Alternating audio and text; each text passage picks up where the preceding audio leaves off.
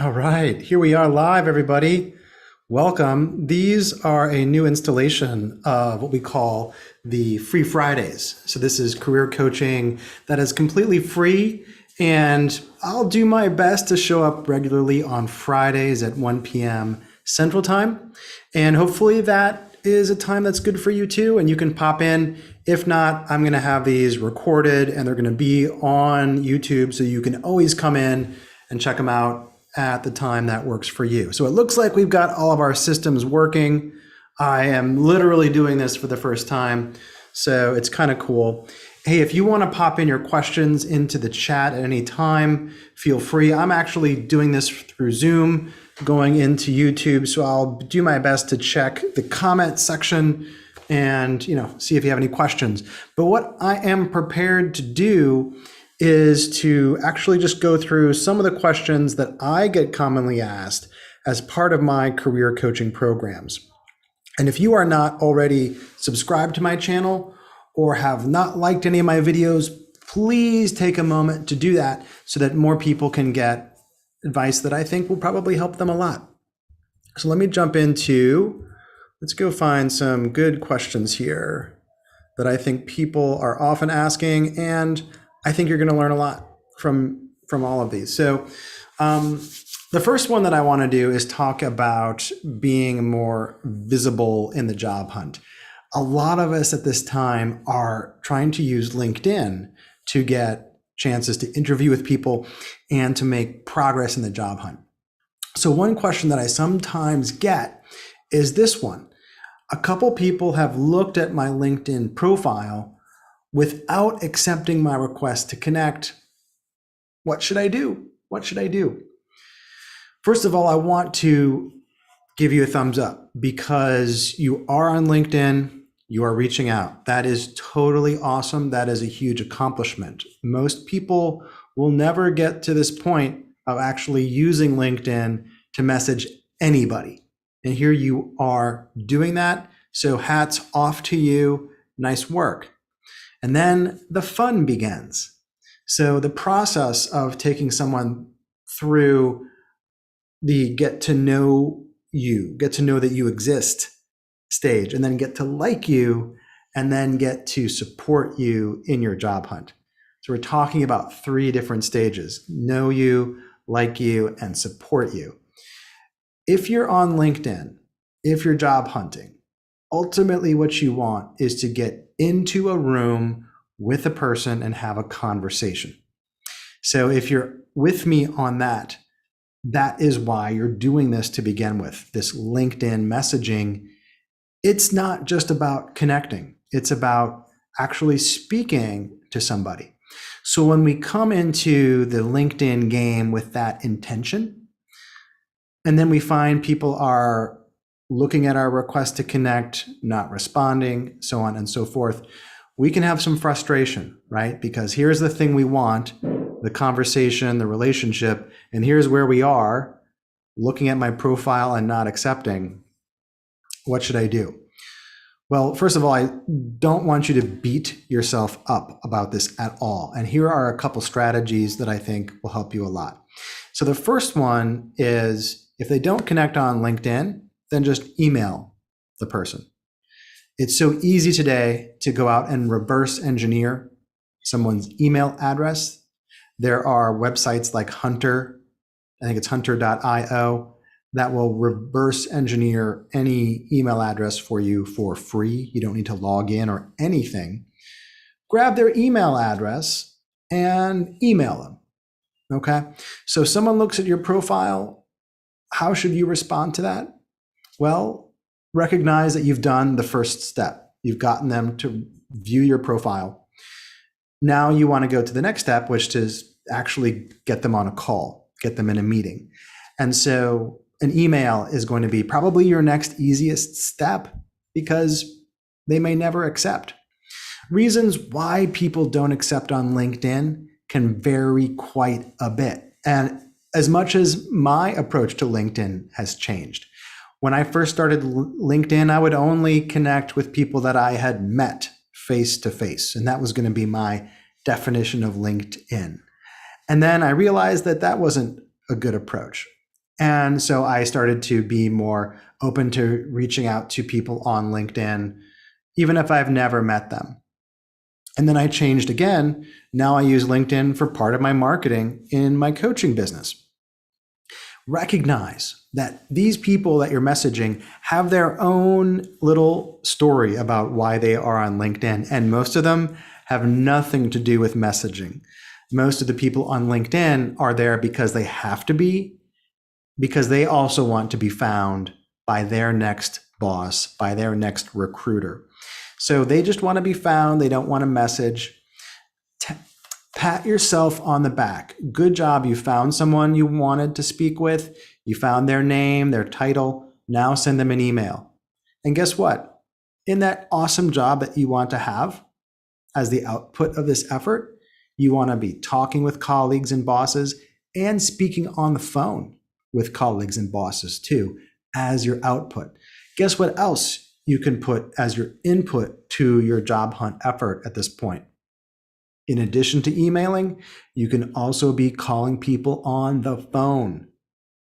Does that sound scary? Does that freak you out a little bit? Maybe just a little bit? I think you might be a little bit freaked out by that, but realize that that's what you want. The output is the offer, the talking with colleagues and bosses on the phone. You can also do that here at this stage. Someone didn't respond to your LinkedIn connection request. Maybe they don't connect with people they don't know. Maybe they're busy and forgot to accept. Didn't respond to an email from you. You know what you can do? You can just get on the phone. So these are some things to think about. One thing I don't want you to do is get bummed out or disappointed. If someone is looking at your request to connect and not accepting, that is okay if the volume of your outreach is sufficient enough. Remember that some percentage of people will never connect.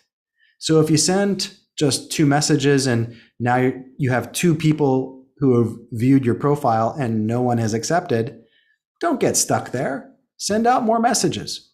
The commercial limit for LinkedIn is 100 per week. So potentially you could be sending out 20 requests to connect with total strangers, 20 a day for 5 days. And that would get you right up there with your quota.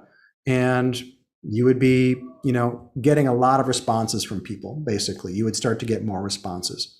The quality of your message also matters. Are you producing messages to connect that are exciting for people, that people are willing to say, yes, I will accept your request to connect? Or are they kind of messages that just fall kind of on, don't really excite anybody? Like, hey, I saw you're hiring, could you please refer me? That kind of request to connect doesn't generally lead to connections, right? So there's an art here to how you can be successful in the messaging. And if someone is not viewing, no one is accepting your request to connect, first of all, you can always send more messages. 2, you can try to hone your message, try to make sure it's an effective request to connect, optimize your LinkedIn profile to ensure that to your best of your ability, it describes the kind of person that you want these people to see, to know about you, right? And then working on improving those messages, making them better and sending more of them. So these are some things that you can do to solve that problem. Let's jump into one more here. Let's see. Oh, another LinkedIn question. Very good. One alum told me to talk to XYZ person. What would be my best strategy? Should I email him or send them the LinkedIn message first? So this is a great question. So you have been in contact with an alum. That alum recommended you speak to person XYZ. Awesome. Congratulations. You have just gotten a referral, essentially. A referral can be as simple as, I recommend you talk to so-and-so. And then you go to that person and say, this person recommended we meet. That is really all the recommendation or referral you need in the job hunt. So referrals don't have to be this really heavy thing unless you write an email, can you refer me? Which, that doesn't work. So and so asked you to speak to another person. Congratulations, you have a referral. So what should you do next? So I would say the next thing you should do is to email that person, because email is where most everyone's eyeballs are. They may not check their LinkedIn. Maybe they check it once every 5 months, or once every 2 months. So for some people, LinkedIn is not the place to go like the way we think it is, where we are on there a lot messaging people. So email is directly the way to go. This is kind of an easy one for everyone. When in doubt, email, don't use LinkedIn. LinkedIn can have a lot of good benefits. Like when you connect with somebody, you can see who they're connected to sometimes, and that can help you inform how you network. But in this case, you're recommended to speak with one specific person. So use email. That's going to be the better way to go. So that's a great question. Let's see. Let's touch on another question here, which I think can be helpful. I'm going to a virtual career fair. Since it's my first time going to this event, is there anything I should pay attention to? So this is, so career fairs, virtual career fairs are the new thing, very common. I'll make two types of comments. One is what I recommend doing for any career fair, virtual or in person. And then what specifically you might look out for when you're attending a virtual career fair. So the first thing is, for any career fair in general, you know that on a certain date, there will be a certain number of companies coming, and there might be some of those that you're interested in joining. So attendance at the career fair may or may not be a sign that the company is hiring, but the companies are going to be there, and some of them are of interest to you. So if that career fair is in the future, I would not wait.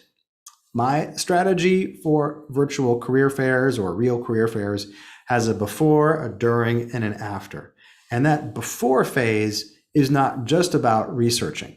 It can be about actively networking with the people in that company. Hey, I understand you have a career fair coming up on my campus. I would love to meet you and learn more about you. Would you connect here with me?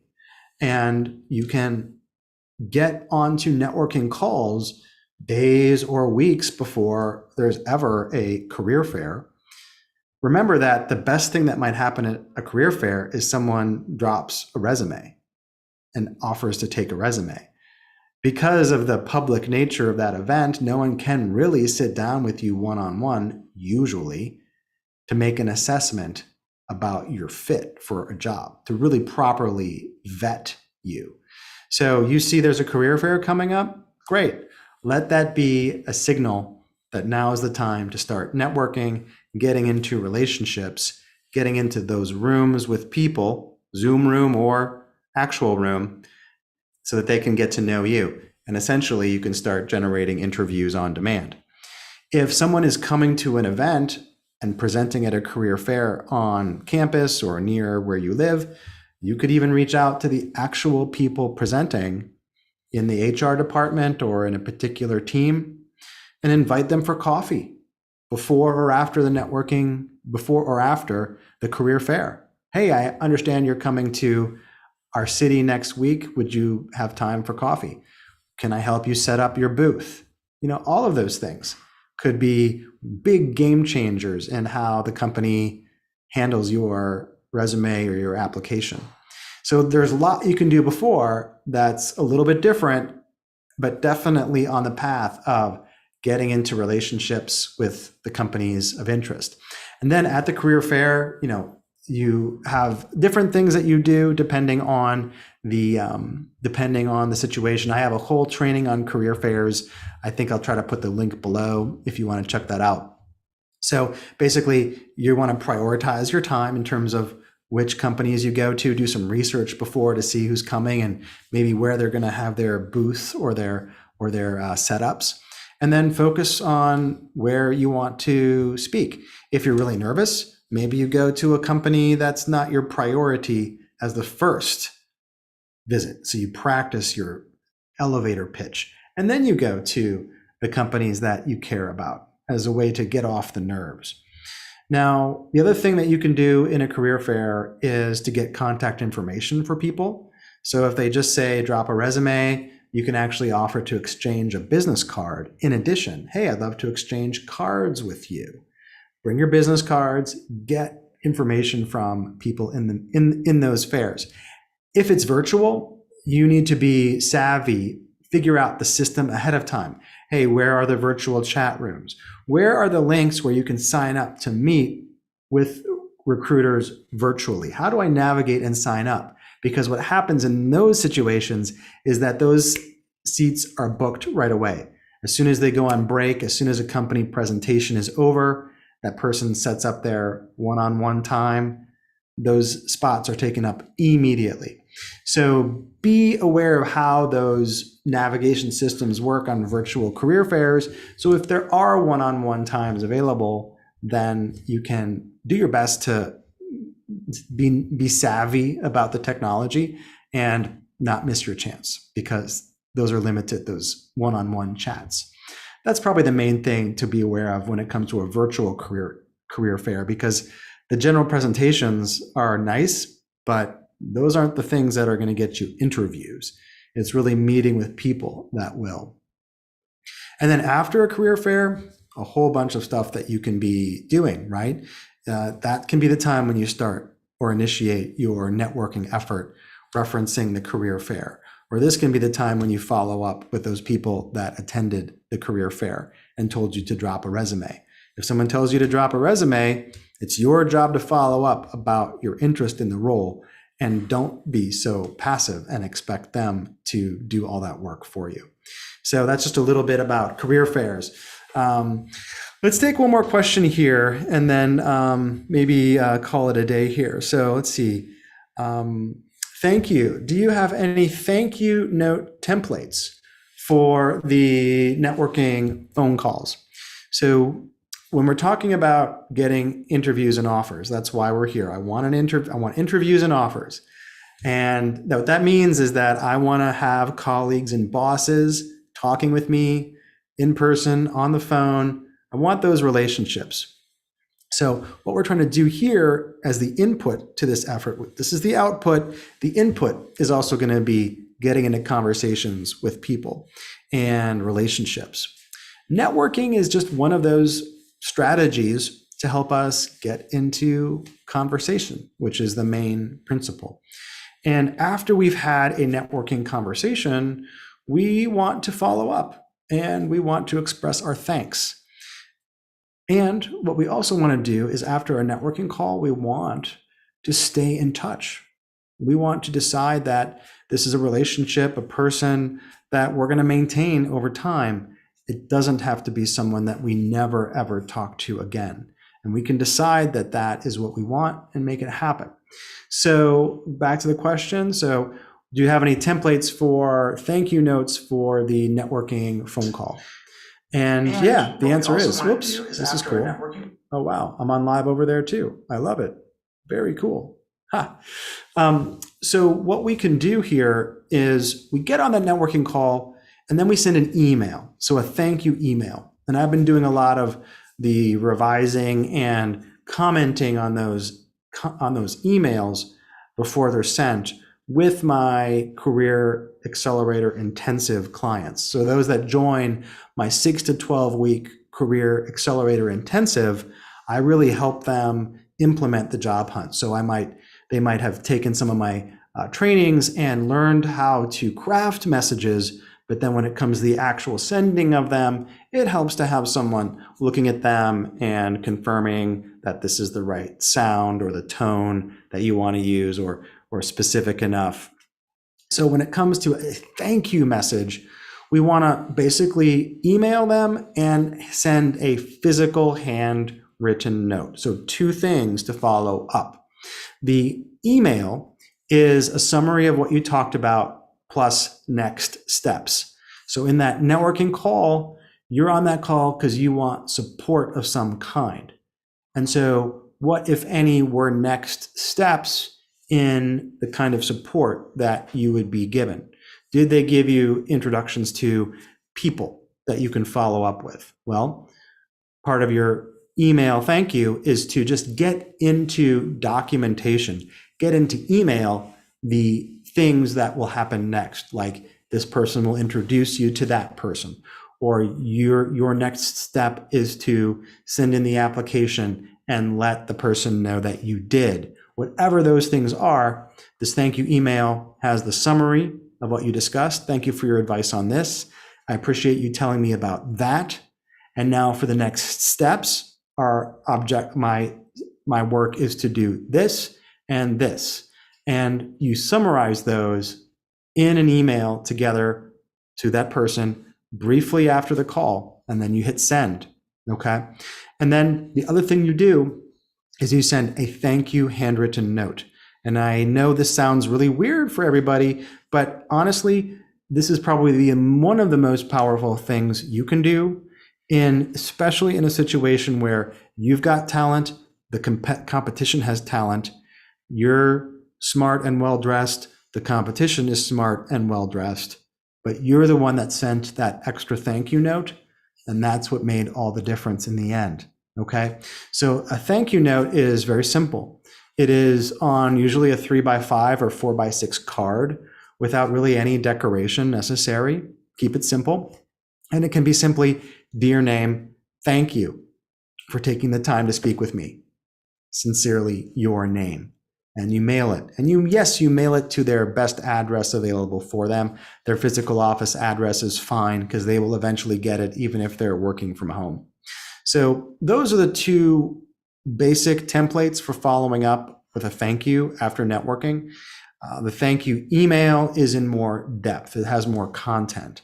You're summarizing the call, the advice that was given, the views that were shared, the suggestions, and then you're talking about the next steps, many of which could be introductions to specific people that you were instructed, for example, to send an email that they could forward on to others. So your summary of the next step is, I will send you an email for forwarding, which is a brief description of who I am and what I'm looking to do, along with my resume attached, for example.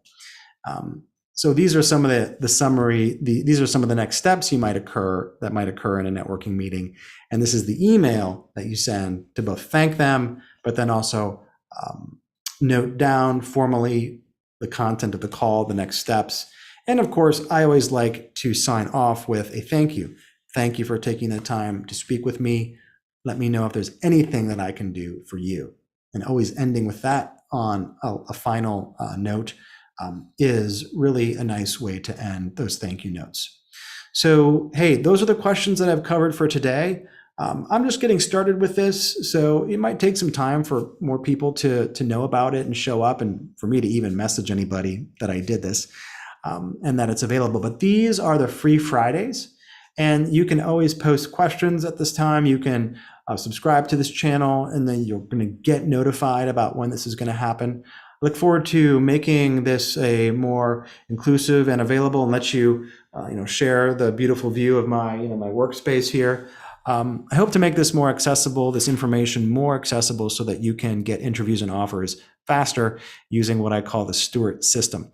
And of course, if you haven't been to my website, check it out. I've got some links below my website, linked to a 15-minute chat, which is always free, and obviously opportunities to join my membership, apply for the accelerator, the 12-week accelerator, or jump into a podcast. So take care, and I'll see you later.